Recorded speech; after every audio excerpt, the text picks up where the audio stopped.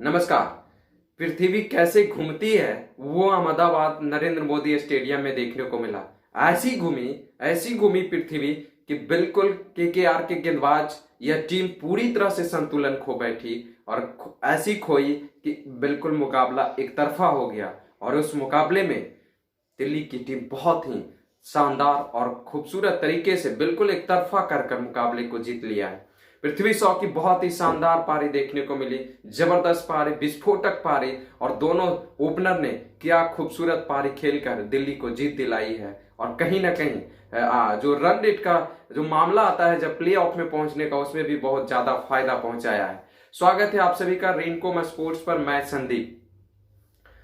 Delhi Capitals और Kolkata night Riders के बीच IPL का 25वां मुकाबला जो कि नरेंद्र मोदी स्टेडियम अहमदाबाद में खेला गया, बहुत ही शानदार और बिल्कुल एक तरफा मुकाबला कहूं तो गलत नहीं होगा, लेकिन मुकाबले बहुत ही शानदार, रोमांचकारी और आकर्षित करने वाली मुकाबला देखने को मिली।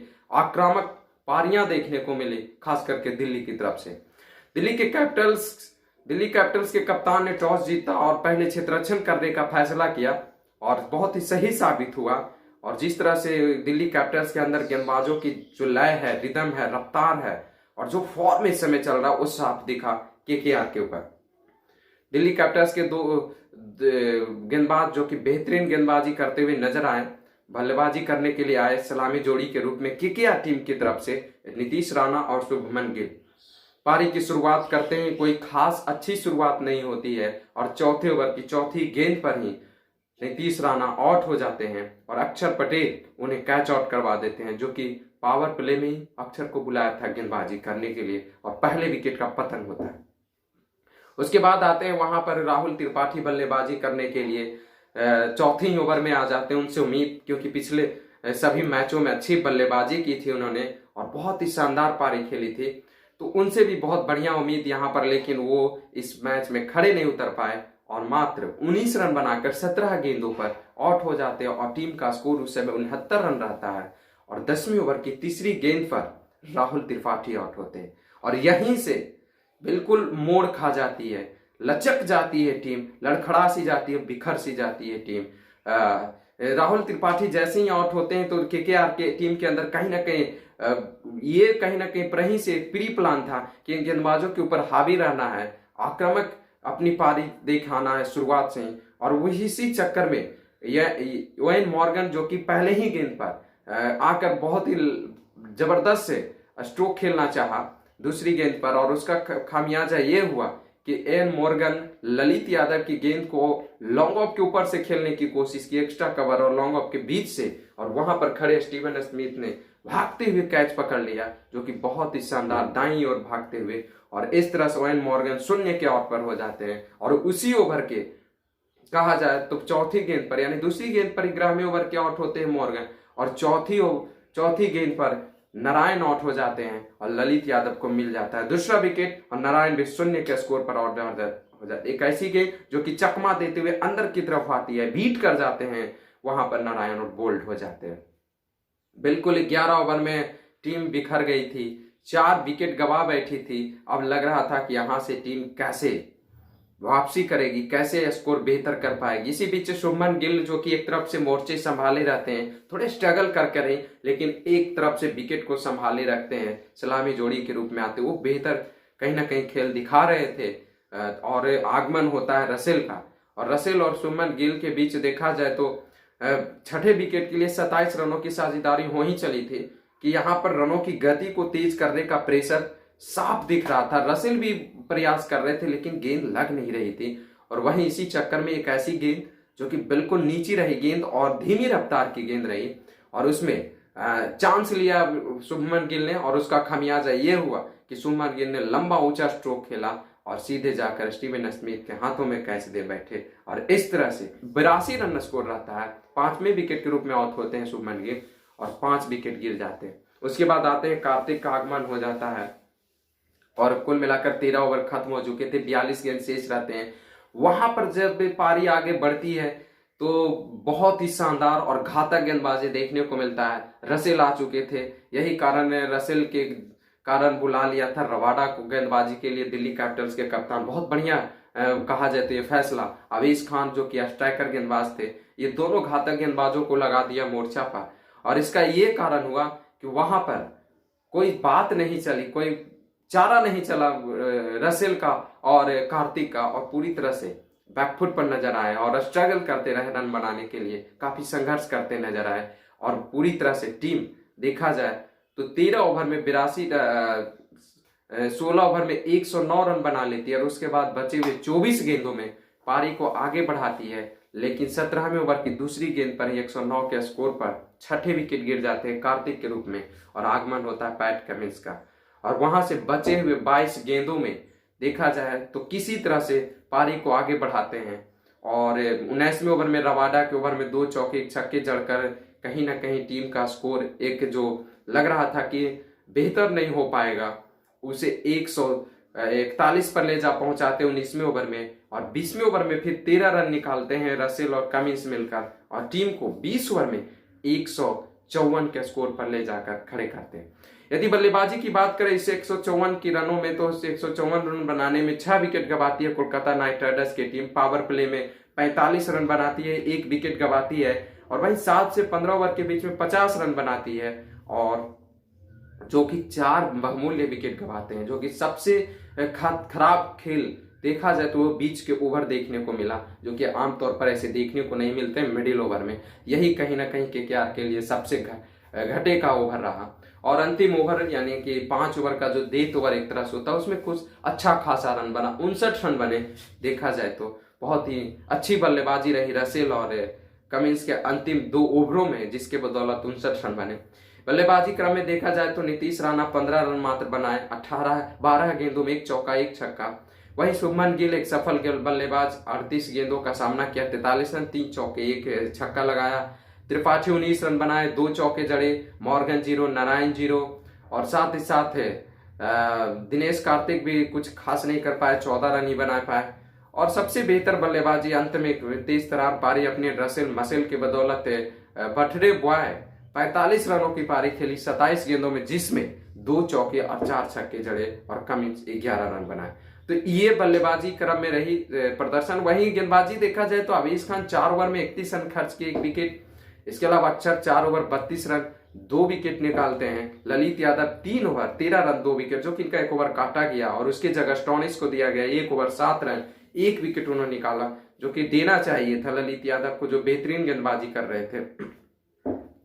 और इसके बाद रबाडा और ईशांत शर्मा को विकेट नहीं मिला। रबाडा जहां 31 रन खर्च कर दिए 4 ओवर में, ईशांत शर्मा 34 रन खर्च किए 4 ओवर।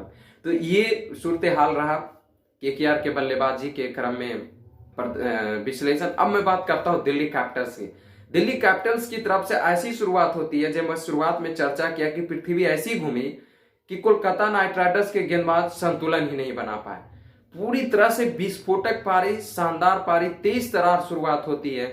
और शुरुआत में ही यानी कि शिवम मावी आते हैं गेंदबाजी करने के लिए और पहली गेंद वाइड होती है और उसके बाद जो गेंद आती है उसके ऊपर जो प्रहार करते हैं डाउन द ग्राउंड, वो पहला गेंद 4 रन जाता है, फिर मिड विकेट में चौका जाता है, फिर लगातार 2 कवर के क्षेत्र में जाता है, फिर पॉइंट और थर्ड मैन के बीच से निकलते हैं गेंद, फिर कवर के बीच में, यानी 6 गेंदों में 6 चौके जड़ते हैं पृथ्वी शॉ और पहले ओवर में 25 रन आ जाते हैं और इरादा साफ कर देते हैं कि ये मुकाबला बिल्कुल एक तरफा होने वाला है। और वहीं से कहीं ना कहीं पहले ओवर में जो 25 रन आए, वो मोमेंटम जो प्राप्त किया दिल्ली की टीम ने, वो शानदार प्राप्त किया और लगातार शानदार पारी देखने को मिला, घातक बल्लेबाजी देखने को मिला और 4 ओवर में ही 57 रन पर स्कोर जा पहुंचा दिया पृथ्वी शॉ और शिखर धवन ने मिलाकर ओपनिंग साझेदारी में। बहुत ही खूबसूरत पारी, दर्शनीय पारी, आकर्षित पारी और आक्रामक पारी देखने को मिला।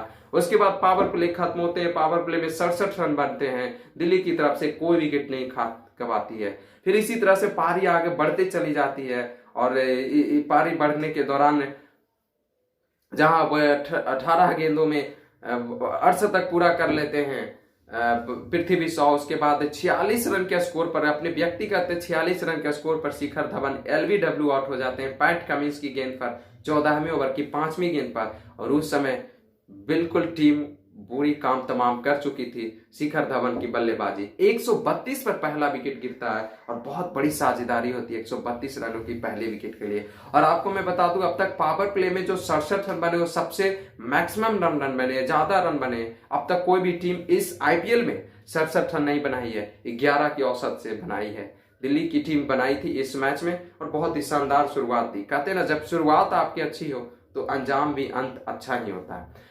और उसके बाद फिर आते हैं पंत भी कोशिश उनकी होती है कि जल्दी मैच को खत्म किया जाए, लेकिन उससे कहीं ज्यादा पृथ्वी शॉ की जल्दीबाजी थी, वो भी अपना विकेट दे बैठने कमिंस को ही, और बहुत बढ़िया कैच वहां पकड़ते हैं नीतीश राणा, शॉर्ट कवर के क्षेत्र में पॉइंट से भाग कर आते हैं।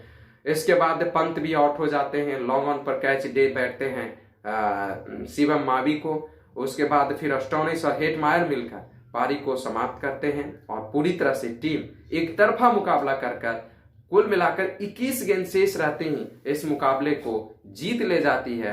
बचे हुए 21 गेंदों में रह जाते हैं और 7 विकेटों से दिल्ली की टीम इस मुकाबले को जीत ले जाती है बहुत ही शानदार तरीके से। यदि बल्लेबाजी की बात करो इस जीती हुई मैच में दिल्ली की टीम की तरफ से, तो 82 रनों की शानदार पारी देखने को मिलती है। 41 गेंदों में 200 के स्ट्राइक रेट से 11 चौके 3 छक्के, जो कि 10 चौके मारे थे केकेआर की टीम। यहाँ पृथ्वी शॉ ने 11 चौके जड़ दिए, एक बल्लेबाज ही जड़ दिया वो केकेआर के बराबरी चौके, यानी चौकों में खेल रहे थे कल कहीं ना कहीं ज्यादा। 3 छक्के भी जरूर जड़े। 46 रन शिखर धवन ने के पारी से देखने को मिला, वो 47 गेंदों में 4 चौके 1 छक्के। इसके अलावा पंत 16 रन बनाए, 8 गेंदों में 2 चौके और 1 छक्का देखने को मिला। और अस्टोनिश 6 गेंदों में 6 रन बनाए, 3 गेंदों में 1 चौका देखने को मिला। ये रहा गेंदबाजी बल्लेबाजी क्रम में दिल्ली की टीम की तरफ से। वहीं गेंदबाजी की बात की जाए तो बहुत महंगे साबित हुए मावी। पहले ही ओवर में 25 रन दे बैठे, उनके बाद ओवर नहीं मिला। और केकेआर की टीम लगातार 4 ओवर में 4 गेंदबाज का इस्तेमाल किया और पावर प्ले खत्म होते को 5 गेंदबाजों का इस्तेमाल किया। कल रसेल को ओवर नहीं मिल पाया। उसके बाद पैट कमिंस सबसे सफलतम गेंदबाज रहे, उन्होंने 4 ओवर में 24 रन खर्च किए, 3 विकेट लिए। नारायण 4 ओवर में 36 रन 0 विकेट। कृष्णा 3 ओवर 3 गेंद 36 रन और वरुण चक्रवर्ती 4 ओवर में 34 रन दे बैठे।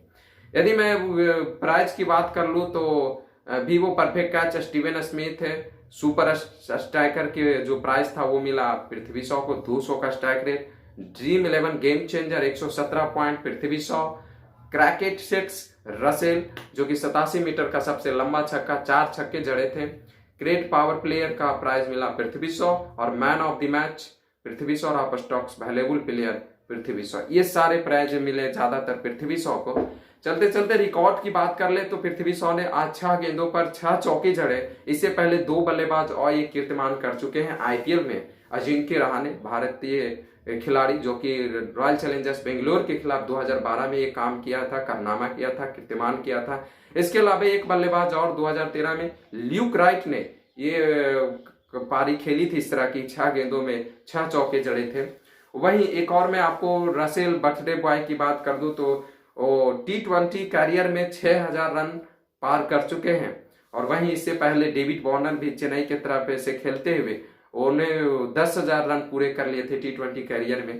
तो ये रहा सूरत हाल दिल्ली कैपिटल्स और केकेआर के बीच, जहां दिल्ली कैपिटल्स की टीम ने इस मैच को जीतकर यानी 7 मुकाबले में 5 जीत दर्ज और 2 हार के साथ दूसरे स्थान पर जा पहुंची है। वहीं केकेआर की टीम 7 मुकाबले में 2 जीत और 5 हार के साथ इस समय 5वें स्थान पर है। तो देखना है क्या होता है केकेआर के लिए आने वाले मैचों में, किस तरह से वापसी करते, जो कि अभी भी चांस है लेकिन बेहतर खेल दिखाना होगा। जो भी हो, सभी मैचों का विश्लेषण मैं आपके साथ लेकर आ रहा हूं, जुड़ रहा हूं आपके साथ। आपका सहयोग चाहिए। आप अब तक यदि चैनल को सब्सक्राइब नहीं किए तो चैनल को सब्सक्राइब कर ले और बेल घंटी दबा ले, जिससे कि आप तमाम खबरों से रूबरू रहे। यदि आपको वीडियो अच्छा लगा हो तो कमेंट कर जरूर बताएं, लाइक और शेयर जरूर करें। आपसे विदा लेता हूं, धन्यवाद।